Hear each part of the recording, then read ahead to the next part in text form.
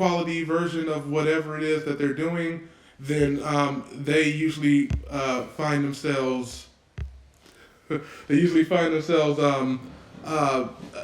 either doing things where they have to um, add extra strings to make back their budget, but most indies know how to utilize the budget that they have, make something a little surprising and more exceptional than people thought, and they blow up, and either they disappear or they get absorbed into the bigger company. It's very few that could, like Bethesda. Once upon a time, that was an indie company. Oh yeah. It was before Skyrim and before Fallout. no. Skyrim is the Elder Scrolls saga. Yeah. Let's I have to earn my gamer credit. It's Elder Scrolls. Elder Scrolls 4. Once upon a time, there was a game called Elder Scrolls, and that series suddenly became Skyrim and all these other. Skyrim's number 4. Yes. And Elder Scrolls 3 was No, Skyrim's 5. 5, yeah. Skyrim's 5. And the point is that those safeguards wasn't in place, and then they started doing shady shit.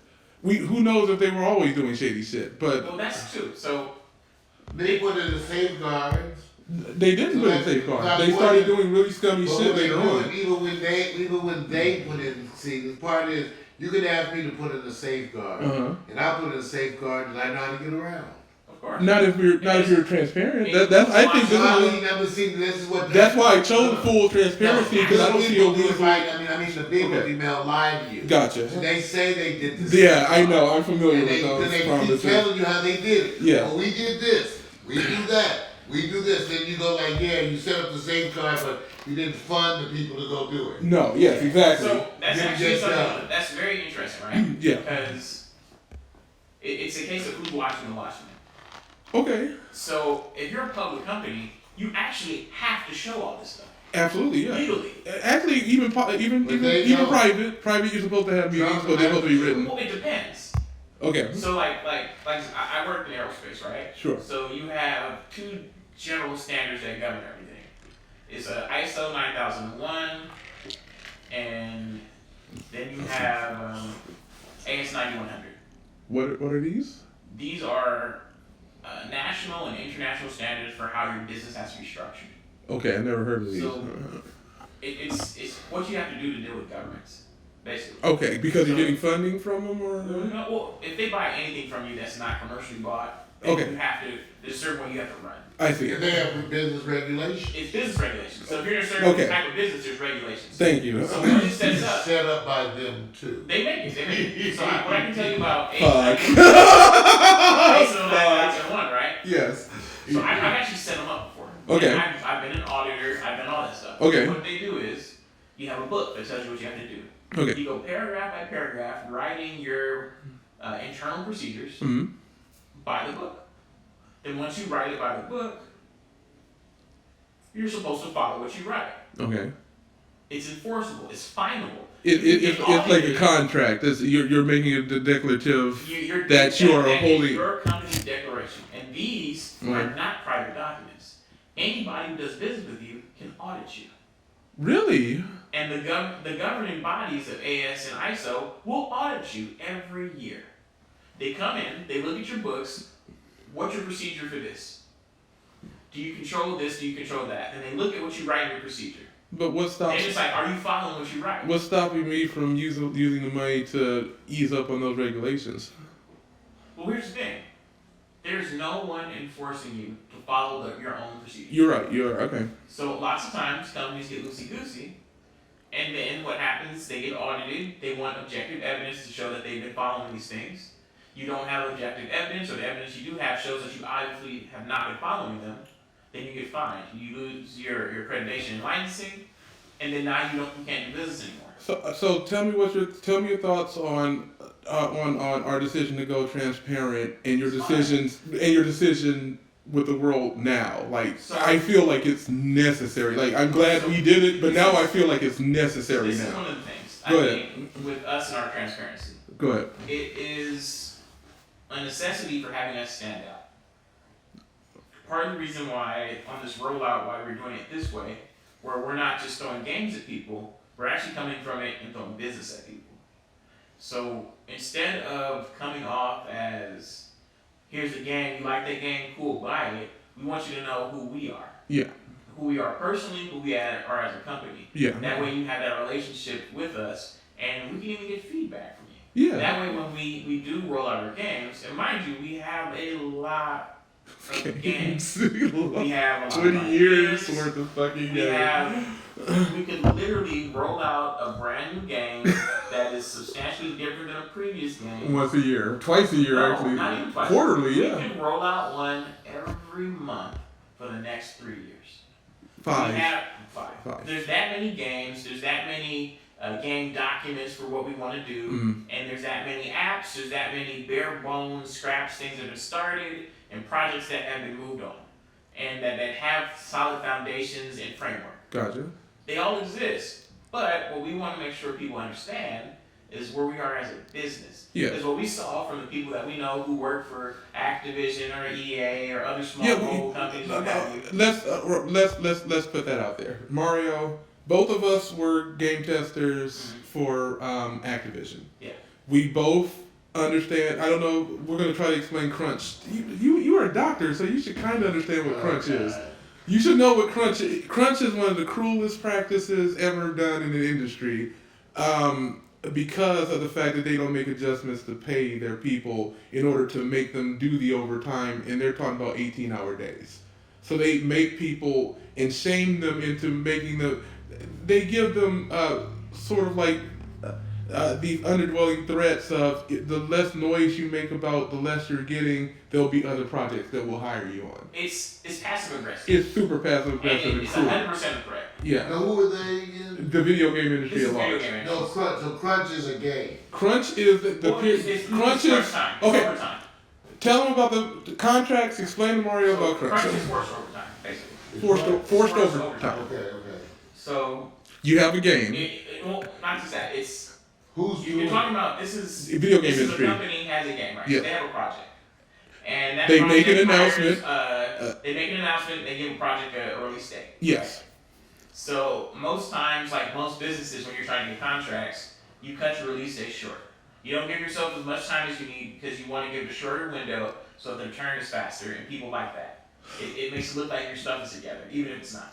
And it's mostly not. So they make these super tight schedules that can't be met under normal circumstances. So, as anything goes in a project, it flows as it flows, it begins a little slow, it picks up by the middle, then by the time you hit that past middle point, you see you're not going to meet your deadline. So now they turn it up from you working 3 days a week, 6 hours a day, to you working 6 days a week, 18-hour 18 hours a day. Because they have to get I worked 16-hour days during Crunch the last 2 weeks. They call it Crunch. They call that. They call it. So that's They what- affectionately call it Crunch So because they that think is- it's cute. It's forced overtime. It's forced so overtime. It's not forced as in they can't make you do it. Absolutely not.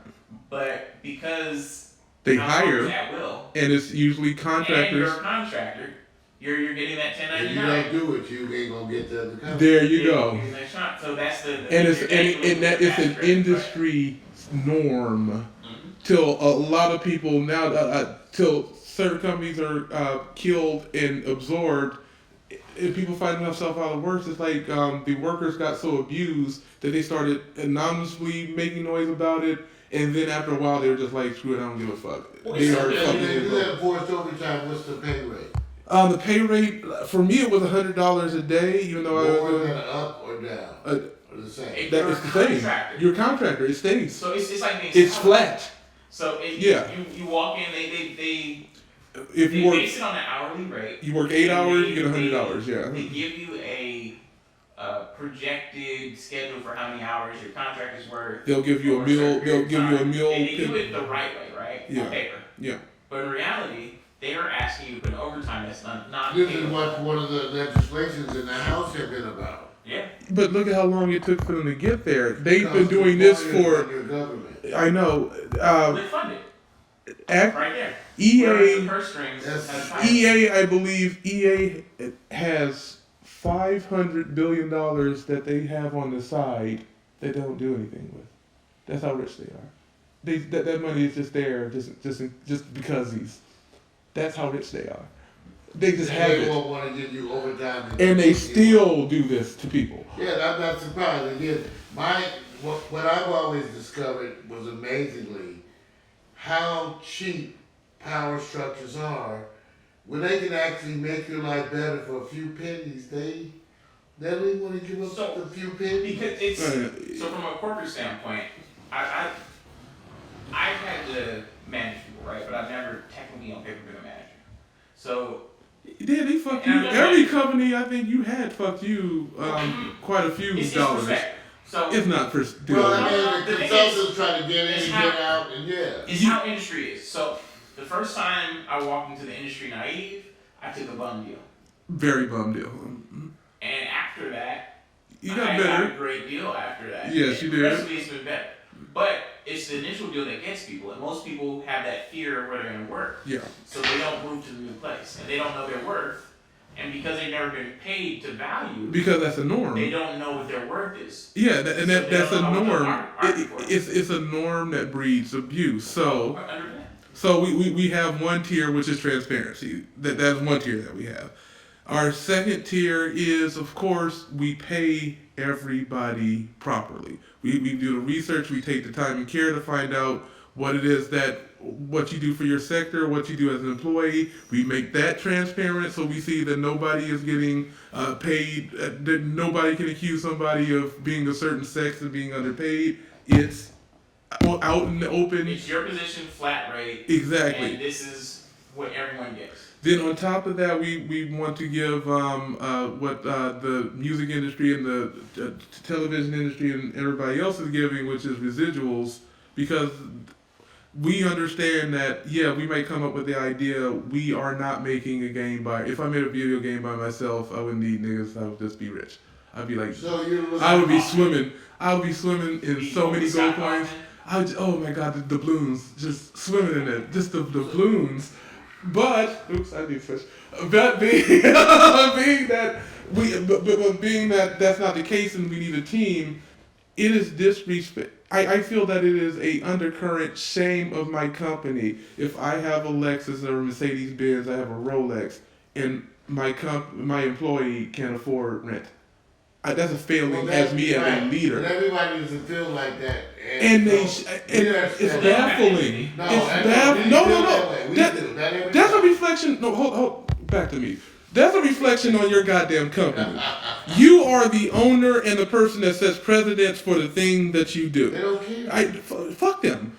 The whole point is that if you own a company, the basis of your company and the look of your company goes on how you treat your labor.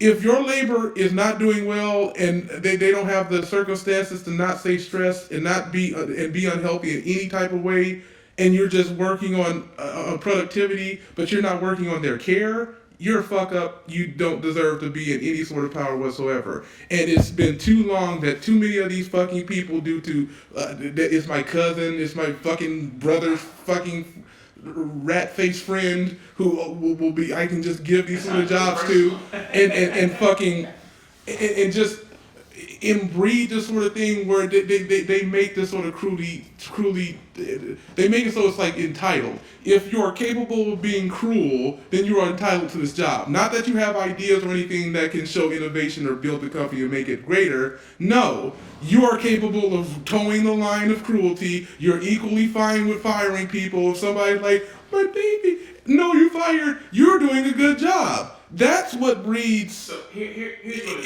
it's insane, and it goes against. It's terrible. It's terrible, but it's not socialism. Look, all right, fine.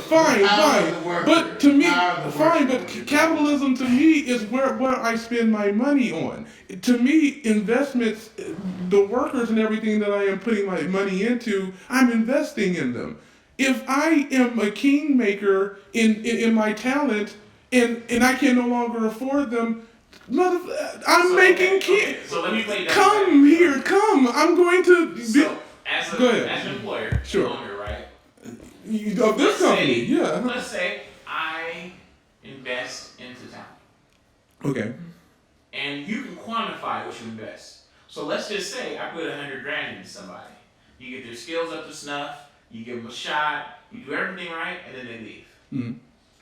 What do you do about now you lost a critical investment to your company? Do I It not? cost you a significant amount to invest in, by the way. That training could have cost you. Absolutely. Do we now have a standard in which we're going to train and find people?